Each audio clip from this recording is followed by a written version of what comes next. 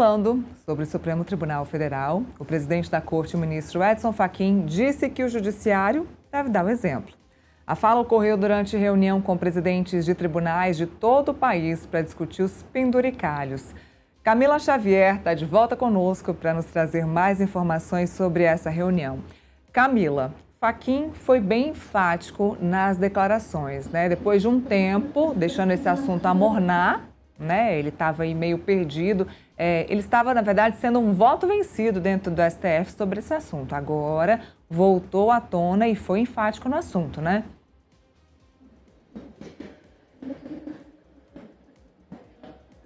Pois é, Neila, essa reunião que já havia sido marcada antes mesmo daquelas decisões, tanto do ministro Flávio Dino quanto Gilmar Mendes, que suspenderam os pagamentos desses penduricalhos, né? Essas verbas indenizatórias conhecidas como penduricalhos, que ultrapassam o teto constitucional de R$46 mil, de aproximadamente R$46 mil.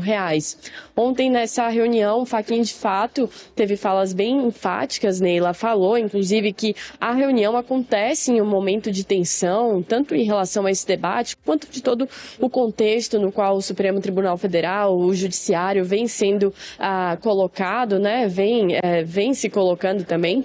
Então, ele falou isso, reconheceu que a reunião acontece em um momento de tensão e falou para esses presidentes de tribunais que é aquela reunião, que esse momento não era para chegar a conclusões, que ele não queria impor conclusões, mas que, porque ele sabe que tem posições jurídicas legítimas, tanto de um lado, para defender esses penduricalhos, essas verbas indenizatórias, quanto do outro, que vão contra esse tipo de pagamento. E ele diz que esse tipo de debate pode ser realizado, sim, pela via jurídica, pelas vias legais, de maneira adequada. E ele falou o seguinte, que vim dizer nesse momento, no momento em que eles se reuniram, com respeito, que cada um de vocês, isso para os juízes, né, merecem que o judiciário não pode, com todo o respeito que eles merecem, falar que o judiciário não pode sair desse momento menor do que entrou. Então defendeu um debate que ajude, que favoreça o judiciário e não que faça com que o judiciário saia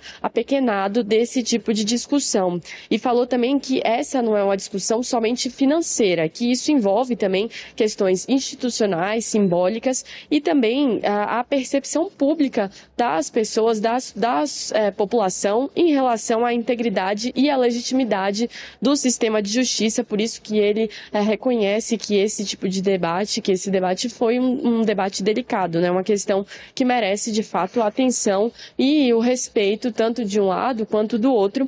E falou o seguinte, reconheceu que os juízes merecem ser bem remunerados, mas que esse tipo de debate deve ser feito com amparo na Constituição. Lembrando, Neila, que, como eu acabei de falar, o teto constitucional, o limite constitucional para a remuneração de servidores públicos é esse de R$46.300. Então, ele defendeu que esse tipo de debate seja feito com amparo na legislação, na Constituição, para que o judiciário não saia menor desse tipo de discussão. Lembrando que essa reunião foi marcada antes dessas decisões, como eu falei, do ministro Flávio Dino e Gilmar Mendes, e que agora a expectativa, segundo a coluna da Manuela Alcântara, é que se chegue a um acordo até o dia 20 de março, isso porque no dia 25 de março, essas decisões, tanto de Dino quanto de Gilmar Mendes, vão ser referendadas pelo plenário do Supremo Tribunal Federal, e a gente segue acompanhando o debate, Neila. Mais uma vez, né? Que bom que o ministro Fachin decidiu manter, Felipe, esse debate. Eu achei, de fato, que aquele episódio do almoço que foi cancelado, um almoço em que eles debateriam a questão da conduta de ética, do código de ética dos ministros do Supremo, teria sido a derrocada desse documento. Cheguei a falar aqui hoje sobre essa sessão plenária. Houve uma sessão plenária, não vou me lembrar quanto tempo faz, mas houve uma sessão plenária, eu não sei nem um adjetivo para falar dessa sessão plenária.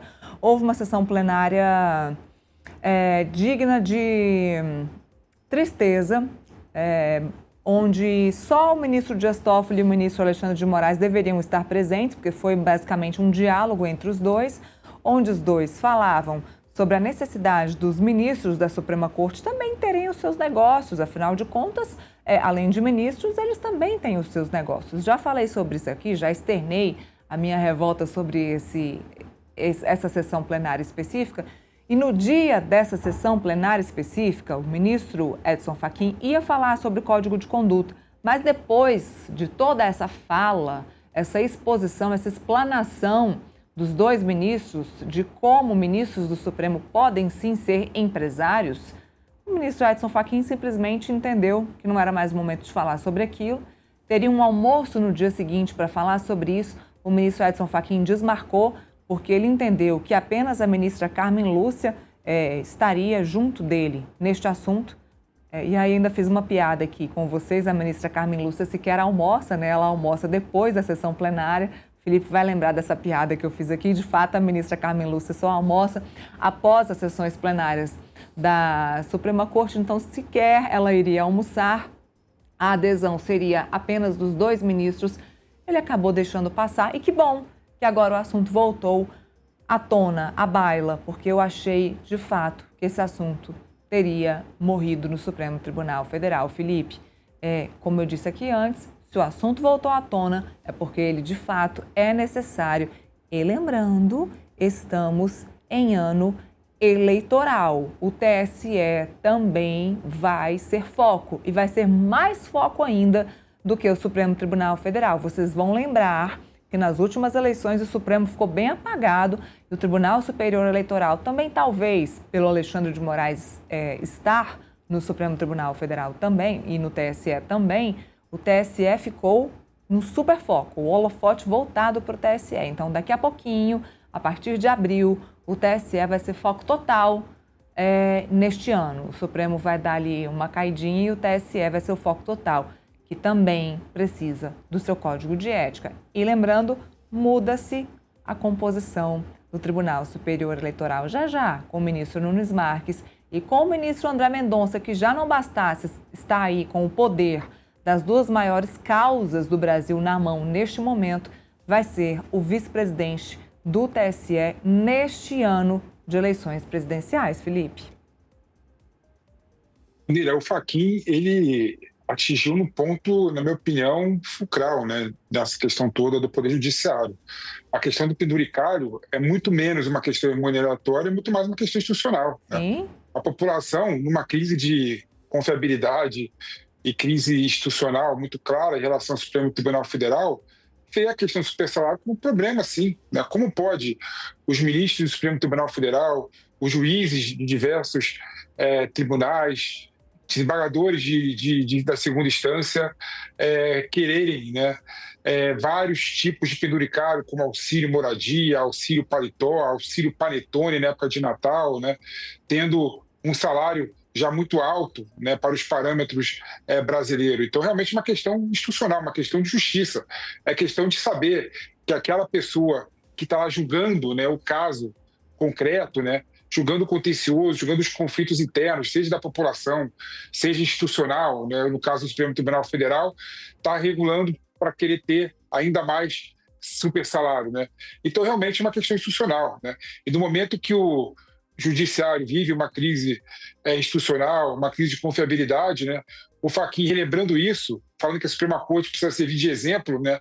É algo importantíssimo, é algo que não é só uma questão realmente remuneratória, uma questão realmente de valores, é uma questão muito mais do que isso, uma questão simbólica. E o judiciário tem que dar, sim, o exemplo. Não pode deixar esse exemplo ir para o Poder Legislativo e Poder Executivo, até porque o Legislativo e o Executivo, normalmente, eles não vão para cima dos supersalários. Eu lembro quando o Hugo Mota, Neira, até conversei com você sobre isso inúmeras vezes nesse programa, mas uma das pautas do Hugo Mota era exatamente a reforma administrativa. Né?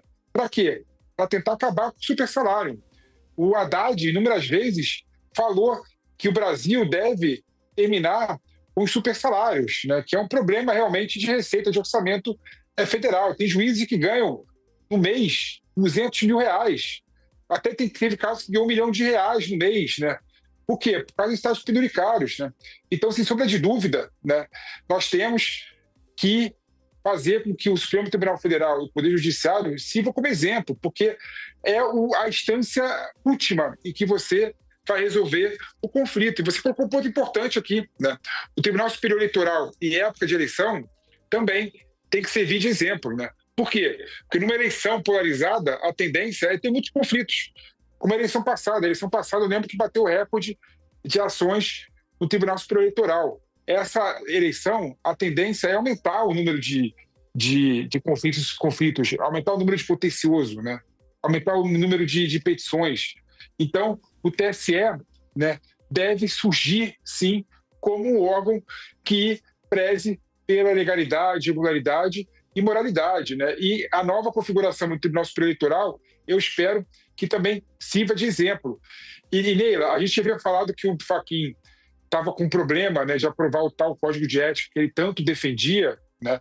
A única pessoa que apoiaria ele seria a ministra Carmen Lúcia, mas eu espero que depois dessa confusão toda que colocou o STF no olhar, né, do furacão, né, que ele consiga angariar muitos mais ministros do Supremo Tribunal Federal, como André Mendonça, como Nunes Marques, que será o presidente do Tribunal Superior Eleitoral nesse ano, para apoiar o seu projeto de Código de Ética, porque não dá para a gente aceitar que o Supremo Tribunal Federal seja um órgão sem nenhum tipo de fiscalização e nenhum tipo de publicização dos seus atos para a sociedade. Não dá mesmo, e é o mínimo de uma demonstração de que concordam que esse é um momento que o Supremo Tribunal Federal precisa da mínima ordem. Camila, te agradeço mais uma vez, bom trabalho no Palácio do Planalto e já eu volto com o Felipe também.